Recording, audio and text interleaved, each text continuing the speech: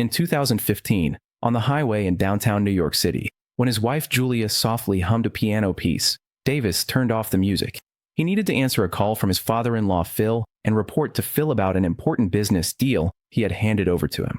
Phil asked over the phone why his daughter had argued with her mother, but Davis showed indifference to this. Julia reminded Davis about the leaking refrigerator, and he just numbly repeated his wife's words before falling silent again. "Not my chair, not my problem." This line from a TV show amused Davis, but he soon caught sight of a moment that would change his life forever. Fragmented memories flashed in the darkness, as Phil's sorrowful words awakened him from chaos. After the car accident, Julia was unable to be saved and passed away. Miraculously, Davis was unharmed. The bloodstains from the rescue had not yet dried, as if his wife's body temperature still lingered. The mess on the ground told of how suddenly everything had happened. Davis wiped the blood from his shoes, felt a wave of hunger, and wanted to buy something to eat from the vending machine. A bag of chocolate beans was stuck in the machine, unmoving, just like his stagnant life at that moment. After inquiring, he learned that the vending machine had a problem and needed to contact the manufacturer. Davis jotted down the contact information from the machine and returned to his home. In the voicemail, his parents were deeply saddened by the loss of their daughter-in-law. His wife's reminder to receive a package was still there. On the refrigerator was the note Julia had reminded him about multiple times regarding the leak. Davis also remembered the conch shell on the dining table, which had been his wife's favorite. But now, everything was already changed. Davis couldn't sleep. Faced with his parents who hurriedly came the next day, he appeared numb. Throughout the entire funeral, he seemed dazed and indifferent. He began to doubt whether there was something wrong with him, even forcing a crying expression in front of the mirror. At that moment, he saw the contact information for the vending machine company. So Davis picked up a pen and began to write down everything from the past. When he felt hungry, his wife had passed away 10 minutes earlier. He could no longer remember the last time he spoke to his wife. He only remembered getting up every morning at 5:30, washing up, dressing neatly, and taking the light rail to downtown. Day after day, he encountered familiar faces, like John who worked at the baseball field. To escape John's chatter, he had once lied and said he sold mattresses. Davis worked at an investment company, carrying a briefcase to work every day. This reminded him of carrying a lunchbox to school as a child. Yes, Phil was indeed his boss, which was undoubtedly a typical case of nepotism. Phil always pointed things out to him, even though Davis hated the word pointing out. Admittedly, relying on his father-in-law, he became the vice president of the company. His daily job was to find some data, beautify it, and then sell it to clients from all over the world whom he didn't even know. Moreover, he hadn't really talked about his wife Julia. They met at a party when the TV was playing that show with the line, "Not my chair, not my problem." Julia thought he was handsome, and he also thought Julia was beautiful. The two quickly fell in love and got married soon after. It was expected that Phil, coming from a humble background, wouldn't like him. Fortunately, Julia was kind and considerate of him. But besides that, he didn't seem to truly understand Julia. She always said he was absent-minded. Between the lines, there were memories or perhaps self-mockery. At that moment, Phil came over, noticing his son-in-law's unusual behavior and trying to comfort him. The next day, Davis still woke up early to wash up, but this time he didn't plan to shave. No one at the company expected him to come to work. The secretary wanted to comfort him, but found he was only asking for work materials. The secretary quickly sensed that her boss was acting strangely. Phil then arrived at the company and took him to a nearby restaurant. He candidly admitted that he had never really accepted him. However, he loved his daughter more than anything. Life had to go on after losing his beloved daughter. Phil believed Davis's indifference was a sign of suppressed grief. He gradually accepted the reality that Davis was one of the few relatives he had left. But faced with Phil's sincere conversation, what Davis recalled was Phil's opening remarks. Then, Phil told Davis that he planned to set up a public scholarship with his daughter's insurance money. This would be Julia's legacy to the world. The word inheritance still echoed in his ears. The letter Davis wanted to write was addressed to the snack vending machine company, and the pen in his hand was a gift from his wife that he had never opened. Davis's mother told him that the strange package in the garage was a coffee machine Julia bought. That was the package his wife reminded him to sign for. Additionally, Davis's father checked the trees every morning at 7. He told Davis that the gypsy moth would destroy the trees. It started as eggs and would gradually devour the entire tree. Do you remember that John at the baseball field? Davis took the initiative to find him and admitted he had lied. John also told him that he no longer worked at the baseball field. Listening to John's story, Davis suddenly wanted to say something. A sentence he himself did not know why he wanted to say. Davis did not actually love his wife. Then, he pressed the emergency brake lever. He did not know why he did this, only feeling as if there was some kind of alarm system driving him to do so. When the police learned that he had just lost his wife, they released him. Davis's parents also felt something was off with him and wanted him to come home to live for a while, but he just smiled and refused. After sending the second letter, Davis prepared to take his parents to the airport. After seeing his parents off, he stayed at the airport for 2 hours, watching people hurry by, witnessing reunions and farewells. He was curious about what was packed in those colorful and various suitcases. He also wondered if he could take away a soldier's gun. Would he also become a hero who punishes evil and promotes good? When Julia, who always watched him and smiled at him, disappeared, Davis suddenly noticed the difference around him. He began to pay attention to things he had never noticed before, like the strands of his lover's hair left on the comb. Everything became so delicate, and everything seemed to become a metaphor. Davis is not a tree uprooted, but a storm intent on destroying everything. The little bits of recorded real feelings reminded Davis of something his wife had mentioned, the red toolbox his father gave him, and the words Phil told him. If you want to fix something, you have to disassemble all the parts first. Find that key, find the core that makes it strong again. Repairing a heart is like fixing a car, carefully checking each part before reassembling. So, Davis disassembled the entire refrigerator. In the early morning of this night at 2 o'clock, he received a call from the vending machine company's customer service. The person's name was Karen. Karen said she had read all of Davis's letters and was so moved she wanted to cry. But the timing made Davis suspicious of her intentions. Karen seemed a bit embarrassed and quickly ended the call in a formal tone. Davis wanted to know who Karen was. But at that moment, the computer broke down, like the door of the company restroom that made noise, constantly pulling at his nerves. In the evening, his in-laws invited him to dinner. His mother-in-law told him that the argument with her daughter was just because her daughter returned the towel she had given her. At that moment, Karen called. Davis happily ran out. He was full of curiosity about this stranger pen pal. Finally, Davis and Karen arranged to meet at a restaurant. But Karen was late and only said she was quietly watching Davis from a distance.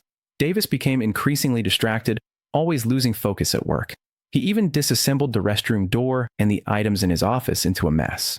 He found the vending machine company, and the boss, Carl, received him, but he was eager to see Karen.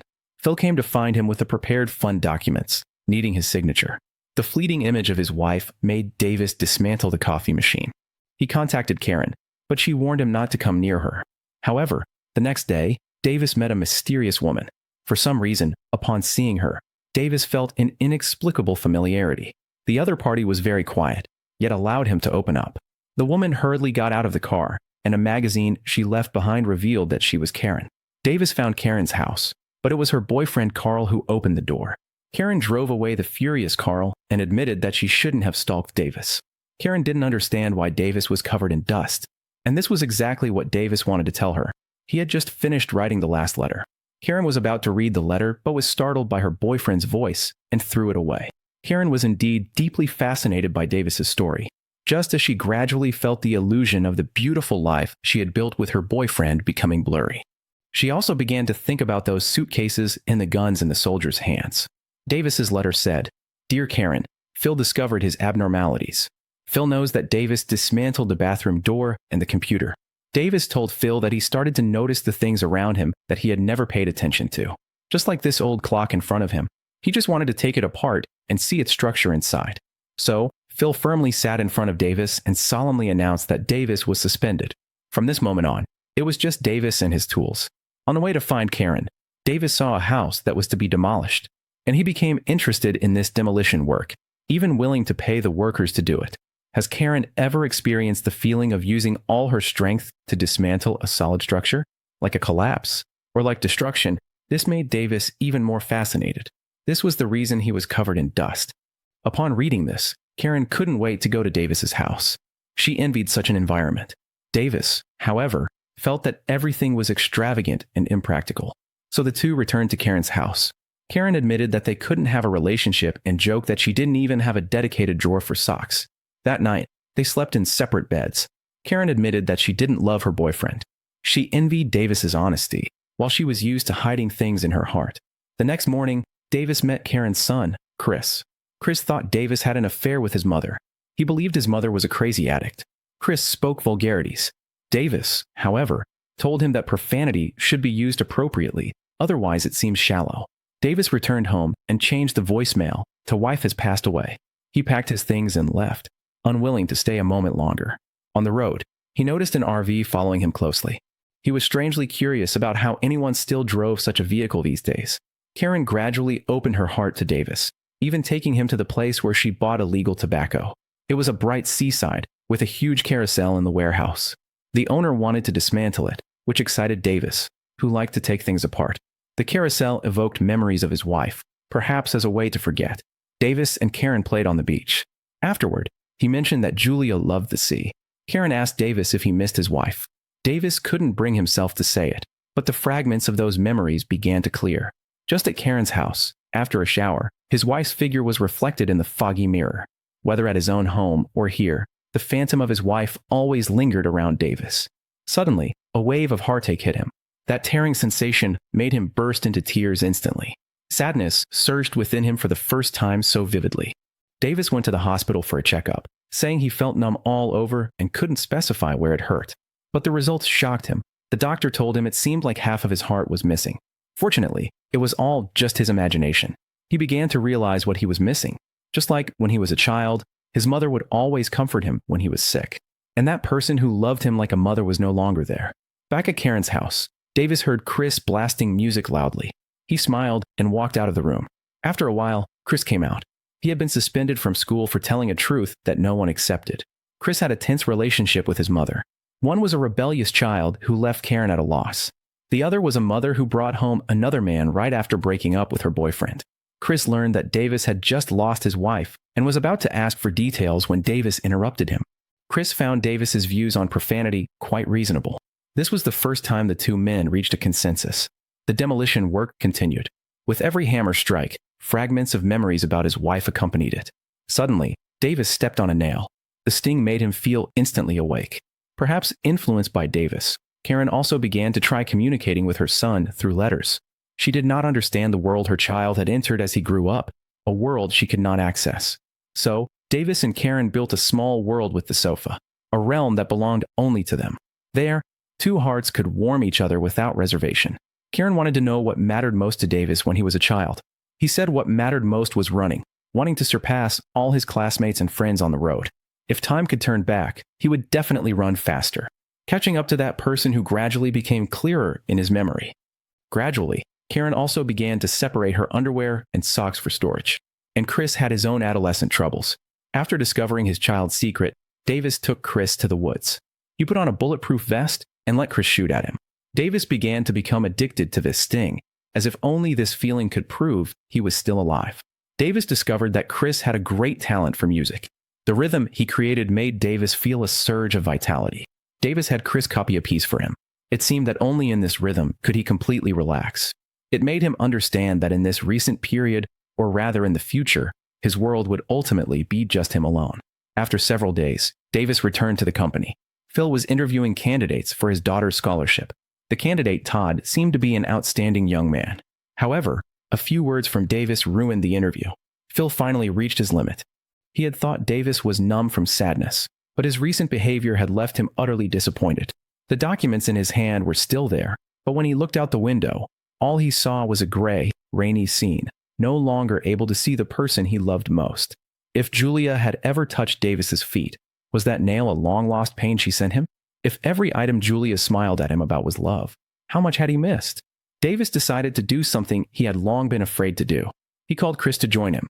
Unexpectedly, the child asked him if he had a problem. Davis suggested to Chris that perhaps he could wait until he grew up a bit more to seek answers. This time, they were going to smash Davis's house. Because everything here carried the memories of the past, he instinctively wanted to block these memories to prevent them from invading him. They were like a tumor growing in his heart. Davis believed that only by completely destroying and leveling them could he return to normal. During a break, seeing the gloomy Davis, Chris made a smile at him. Just then, that mysterious travel van appeared again. Angry Davis threw stones at it. The next day, Davis rented a bulldozer, preparing to flatten the house, attracting more neighbors to watch. But due to improper operation, the bulldozer malfunctioned. Davis had to go to the second floor, facing his wife's beloved vanity. One by one, he finally destroyed those memories with his own hands.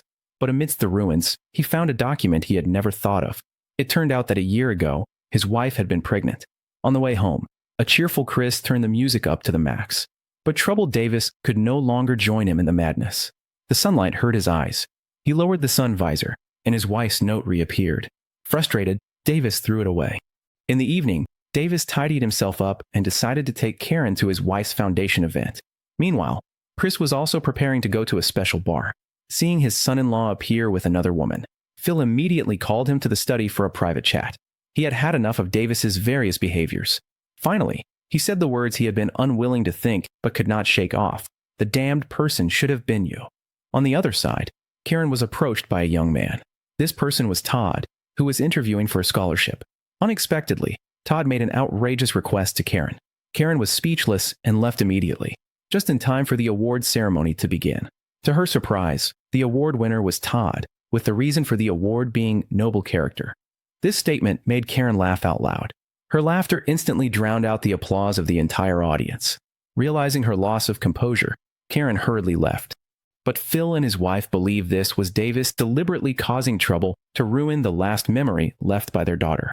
Faced with the questioning gazes of everyone, Davis just wanted to know one thing. Did you all know about her pregnancy last year? Why did you never inform me? His mother-in-law caught up with Davis and said what she had not wanted to say. That was not your child. She was with someone else at the time, and I accompanied her to do it. I really wish she had kept the child back then. Phil was stunned, sitting on the ground. Davis began to recall why his wife did that. He remembered the piano piece his wife used to hum. The city's neon lights flickered between the swaying of the wipers. Illuminating his eyes, it also blurred his vision. He finally understood what he had truly missed. Davis returned to Karen's house, just as Karen's boyfriend Carl was coming back. Davis was beaten badly by Carl, only receiving the compensation from the initial vending machine. On the other side, Karen received a terrifying phone call. Chris went out on a date with a guy but was deceived and surrounded by 6 people who beat him up. Davis and Karen waited at the hospital all night. Fortunately, Chris was not in life-threatening danger.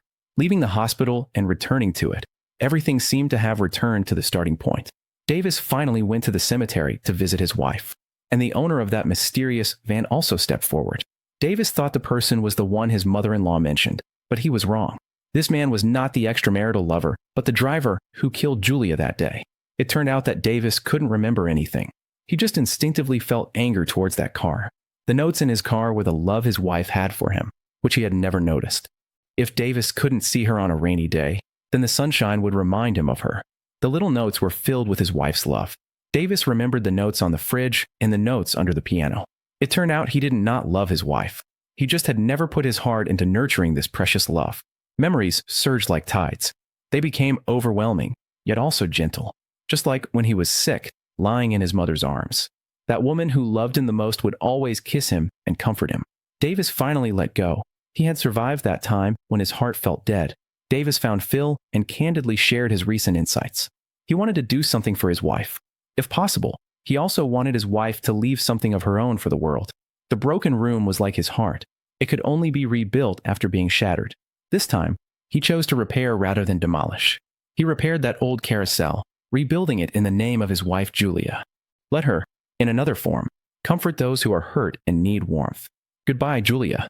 The last letter was not from Davis, nor from Karen, but from Chris, who had already been discharged. Chris chose to give this older friend a special gift, a real explosion by the river. The building collapsed with a loud bang, accompanied by the cheers of the young people. Yes, everything can start over. Only time and old friends remain forever there. Hey, kids, dare to compete with me? I was the fastest back in the day.